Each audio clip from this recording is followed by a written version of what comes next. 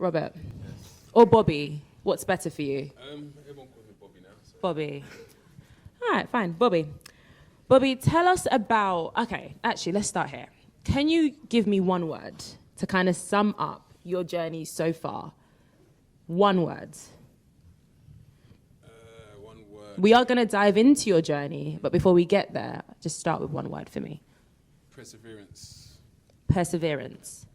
Why perseverance?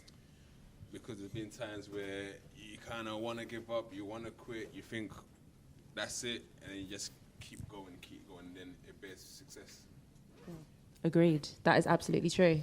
So, Bobby, your journey has been one that has had a lot of trials, a lot of tribulations, ups and downs, to say the least, I would say. Yeah.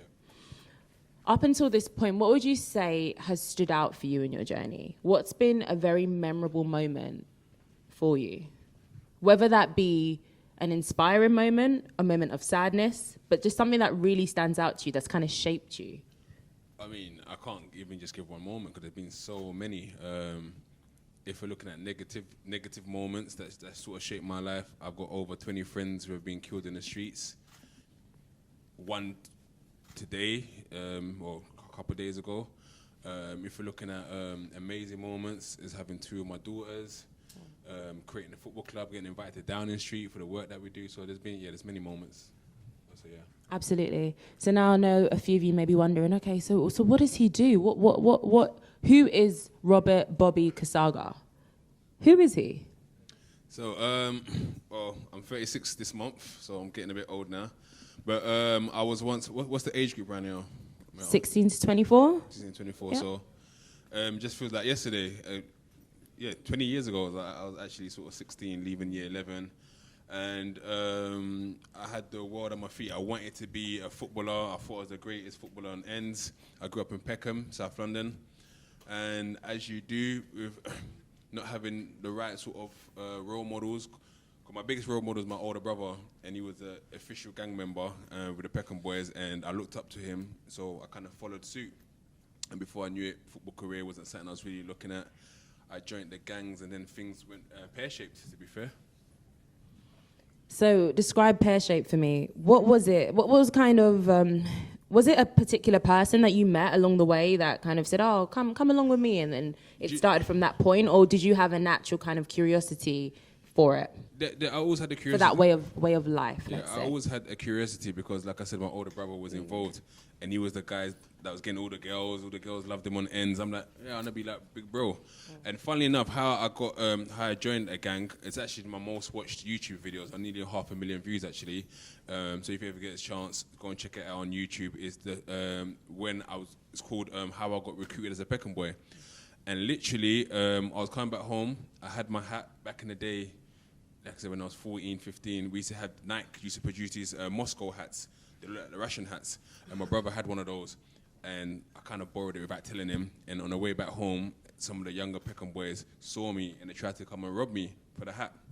One of them recognized who I was and was like, oh, what are you doing? That's Carly's brother. He's like, oh, we didn't know. Oh, you're one of us. And literally, that was my recruitment process. And then I was with them every single day after that. So basically, that's how easy it is. And so when I done that video, it was letting parents know how easily your child can get swayed through street life. That's so interesting. What did it feel like at that point in your life? Did it feel like they were family to you? Is that how it felt? Is that a key part of why you were so attached to these people and to doing these things? What was it? What do you think it was? It's peer pressure. I always tell everyone, your parents are influential, your school teachers are influential, your meet people are influential, but the most influential people at your life as a teenager are your peers. And peer pressure for me is the biggest influence of any child. We've all been there. Mum says, come home at 7 p.m. Your bitch is like, oh, you have to go in early, we're going to stay out till 8. Then you end up defying your parents for your friends. What I will say to people, like, make friends, of course, but a lot of times, 15 to 20 years from now, you're not even going to be friends with a lot of these people. So you'll be having sort of loyalty with some people, and then you won't even be friends later on in life, not knowing that, oh, I've done this crazy thing for this person, and we don't be talk like that. So, yeah. The reason why I wanted to identify what it was is because I feel like it's important that we find what it is that, you know, attracts these young people to these gangs, etc., and kind of find that in something else. So you're saying it's the peer pressure maybe, or maybe it's the family element, or you just feel like they're your friends. Nah, but you can also- have friends in other fields, and we'll go on to like football, rugby, sport, etc., and how we can kind of delve into that side of things. But that is where it kind of stems from, I guess. But also it's money and girls. Money and girls. I never blame women, right? I never blame women because men do what they want, right? But a lot of times, right, the guys try to impress the girls. And I don't know if this is a common rule for young girls. Young girls at the time do like a bad boy. I remember there was all the guys in school who were the good kids, and they weren't getting the attention that the bad boys would get, kind of. And then it will make someone who's not so bad want to act a certain way to get that attraction. But at the same time, there's many people who weren't in that lifestyle who had girlfriends. So not to ever say it's any woman's fault, but money. For me personally, I used to wear a lot of my brother's hand-me-downs. I couldn't wear my own trainers. One day he actually embarrassed me like so bad. I was with a girl that I liked. I borrowed these trainers, so you can see a common theme of me borrowing these I borrowed these trainers, and he sees me in Peckham High Street. I'm with the girl. He's like, "What are you wearing my trainers for?" I was like, "No, these ain't yours." So What did she say? she just looked at me like, I don't think I saw. She's like, I'm never seeing you again. I don't think I saw her again, to be fair, but it's those sort of things. And then even when I go into schools, and I go to schools from like primary school age, from year 3, year 4. I told them, don't tease people, because once you start teasing someone, oh, look at your trainers, look at this, it makes them think, okay, how can I get it? Because my parents can't get it for me. What can I do to go and get it? So those are the sort of challenges that makes young people say, you know what, actually, I'm going to go and do this, because an older person say, okay, you need money, hold this for me, hold that for me. But these young people don't know they're being used. That is super important, actually, what you've just touched on. They don't know they're being used. No. They're not seeing it. They're not seeing... They haven't got that vision yet. They're not able to see that far ahead. And how can we blame them? You're really young at the time. But so if you were to say one thing to your younger self at that point, what would you say? And what would you have done with your time? I mean, I'm guessing it would have been... you loved football, so... I mean... It was one bad decision that kind of got you in that situation, which is something that we need to actually highlight here. It could be one bad decision, and that can literally change your whole life. I mean, for me, it was many bad decisions, but it was the one that's made me sway away from football. Like I said, I was one of the better players, but then money became addictive to me. So it's like, I remember having my first amount of money. So I'll tell you guys for the story. I spent 8 years in prison. So I was involved in cash and transit vans. I don't know if you guys know who they are, but you might see them. You ever see those blue vans and you see a guy come out with a helmet on his carrying a case of money, a box? So that's what I used to do. We used to go and rob those. And there's a case in 2007, if you give a chance to go and Google it, there's a boy called Michael Dosumnu. He was 15 years old. He was sort of kind of like a family friend that we've known from the old estate. And a few of my friends went out to go and do this robbery. And I couldn't go because I tried to get back into football. I was making my debut for Ashford Town, Middlesex. So this is February 2003. I'm good with dates. The 3rd of February 2007, I was making my debut for Ashford Town, playing as a striker versus Folkestone. And these guys went and done the robbery. My friend Javari Crichton went with them, done the robbery. Javari's called me while I'm on a coach. He's like, "Oh, we done the robbery, but these guys have bumped me." I'm like, "What do you mean they bumped you?" He's like, "Yeah, we got the money, but they said that they had to throw the money away because police were giving them chase." So I said, "Don't do nothing. Let me call my brother, see if we can get the money back." He's been sort of hot-headed and he's gone over there, had an argument with him, and it ended up killing him. So Javari died on the 3rd of February 2007. 2 days later, in kind of a revenge attack, they're looking for the older brother or one of the perpetrators, and they didn't find him, and they killed the 15-year-old Michael Dumsunu in his bed. They shot him with a Mac-10 machine gun. I became prime suspect. It had nothing to do with me, but at the time, because of my affiliation with everyone, and that made the police really kind of look into me. And when they started looking into me, they realized, oh, this guy's been involved in all these other robberies. And on the 13th of February, not listening, for 13th of March, sorry, not kind of understanding, okay, the situation is a bit tense. My greed, so greed is another thing that can be your downfall. My greed made me still go and do robberies. So we done a robbery for £27,000. It sounds like a lot of money, but don't let no one lie to you. It's not a lot of money. You'll make more money doing legit stuff. Trust me, I'll get to that. And then on that day, I got caught and then got remanded. I remember going to the police station, tried to come up with a fake story. They didn't believe me. And then when the judge remanded me, I was crying. I was in tears. And then I ended up spending 8 years of my life in prison. So from 2007 all the way through to 2015, curtains. So I was 20 years old. I came out when I was 28. My first daughter was born while I was in jail. So I couldn't even build that relationship with her at the time. So I always let young people know that money is not everything. You'll make more money in the long term. When you're looking at short-term goals, it will never work out. Absolutely, and it's just not a game, really. I feel like some people might see it as a game, a bit of fun, it's thrilling.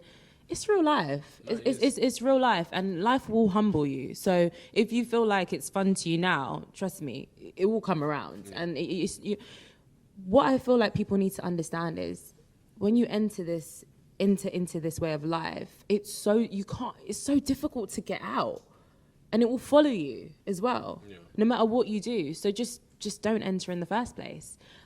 So let's go on to a more positive note and talk about things that we can be doing, what the young people can be doing with their time. I feel like extracurricular activities are super important for young people. Like my parents put me into ballet and acting and all these things. So I had no time to even really see my friends. My brother, he actually does rugby, and he's 16. He just turned 16, and he does martial arts. So these are the type of things that we can get young people doing, keeps them away from the streets, the roads, and keeps them doing something productive with their time, basically.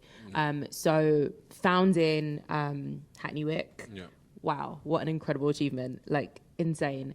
Just tell us a little bit about that, and then we're going to dive a little bit deeper. So obviously, I'm in prison. I'm thinking, what a waste of space. You're going to be here for a long time. But again, I was always quite intelligent. I was in the top set at school. I went and done my A-levels and stuff. So while I was inside, I said, you know what, there's no point being here for 8 years and not progressing. So I decided to write 2 novels and also done a degree in criminology and social policy, which was funded by the Open University. And what that degree done for me was sort of challenge myself, because to show that I could do it, but also it allowed me to kind of see myself for the things I'd done. Because although crime and me doing what I was doing was my own fault, I don't blame anyone. You look at the things that sort of lead to that, sort of, like I said, peer pressure, lack of opportunities, inequalities, your parents' household incomes, how that affects your decisions. And I realized that, there were so many young people in prison. So I was in HMP ISIS, which was in Felt, I started off in Felt, but I was in HMP ISIS in around 2010 time while doing my sentence. And there was just so many young people in there, so talented. I mean, there was fights going off every single week. There'll be like, even like, I got a cut in my eye there because that was one of the fights I had in there. But there was fights going on every single week. But on a Friday when football was on, all of a sudden the prison was calm because you had to be on good behavior to get football. So that showed me that people actually can regulate their behavior for things that they want. So if you know football's on and you can behave, why can't you behave the whole week? So I decided, you know what, I was speaking to young people and said, look, have you ever played football? They're like, nah, I thought you had to be pro. I said, no, there's such thing as semi-pro. I said, I used to be a semi-pro player.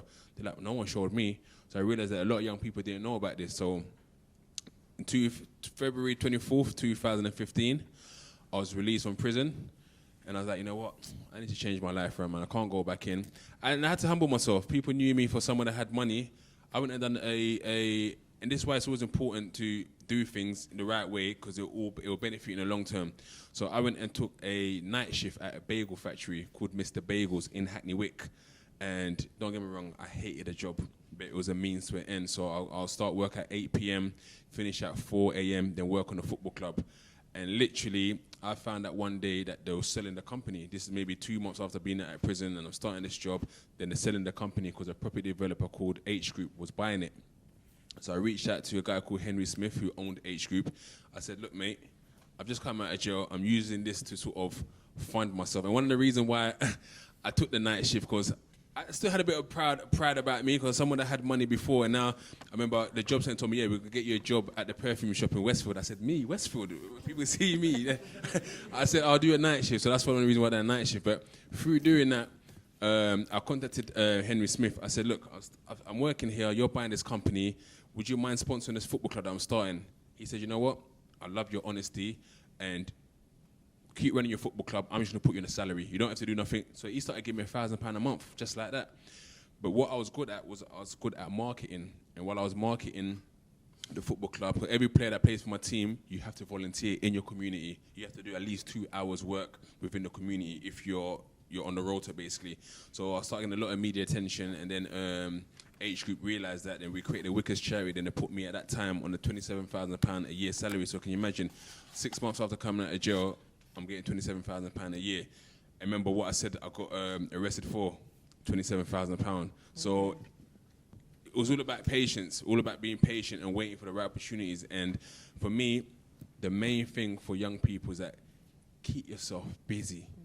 Do something. The world waits for no one, right? Sorry if I've been a bit long-winded. I'm going to give you guys a couple of examples, right? I've created 2 extra businesses from the back of Hackney Football Club in the last 2 years. We were in the pandemic, right? From 2020. Everyone's at home. You can't do nothing. And I must have one day had a bit of a following on Instagram. I must have put something, I miss Congolese food, man, because I couldn't get to my mum's house. Then everyone in the comments said, oh yeah, I love Congolese food, I love taba, it's like a barbecue goat. I said, guys, if I get my mum to do this, you guys want to buy it? They were like, yeah. Then literally, from the back of that, using the internet, I created a business, and it was making £1,000 a day. Like, everyone's buying it. You had all influencers, celebrities, all buying it. So that was one thing. The second thing, I started doing stories. I don't know if you guys ever seen it. I used to do, this is the story of, where I'll do different murder stories of different young people who have died over. And through the back of that, that kind of produced my YouTube channel, which now has 75,000 subscribers, and then we interview different artists. So again, just using and looking at the market that's out there. The internet has everything you want to do. If today you want to be I can see a lot of cameras today. I didn't know nothing about cameras, but I used the pandemic to learn about filming and editing. So what that's done for me is that I don't need to go and pay someone to film and edit for me, because I've got the expertise myself, but also now I can provide a service. I can tell people, yeah, you want me to film for you, I can come and film. So if you want to learn on the internet, you want to learn how to paint walls, someone will show you foundation, level 1, all the way to distinction, level 10. It's all on the internet. So use that time wisely to find what you want, and you'll do it. Absolutely. Can we get a round of applause for Robert, please?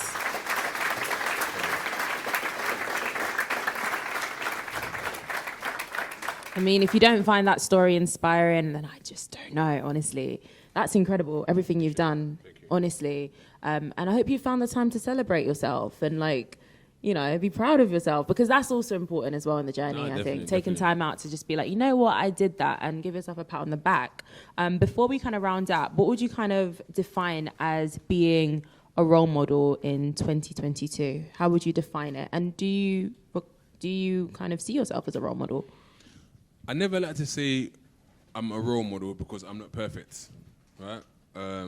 But what I'll say is that I like to be an example. Mm-hmm. So I always tell people, be someone that someone can kind of say, you know what, I like what he's doing, and I want to change and challenge myself to do better. Because if you told me that I'll have the biggest sports brand in the world sponsor my football club, Nike are our sponsors, they give us money, that's crazy. If we have biggest streaming platform, Netflix sponsor our football club, that's crazy. And like I said, I only started 8 years ago, so don't look for other people to do good. Look for yourself first. Be your own role model first. Have a moral compass. Everyone's got a moral compass, right? When you want to do something, you know within yourself, am I doing the right thing? Am I doing the right thing? When you start with that, then you start aligning yourself with people who are doing the right thing. Because right now, I don't hang around with people I don't need to hang around with. Many of my friends that I was in the past before, I don't hang around with them because they're not doing anything positive. They're not doing anything constructive. So what I'll say, being a role model in 2022 is, first and foremost, be the role model for yourself, and then from that, look at the positive people around you and align yourself and be with them. That's what I would say. Absolutely. I agree with that. Thank you so much for that, Robert. Thank you guys. Oh, Bobby.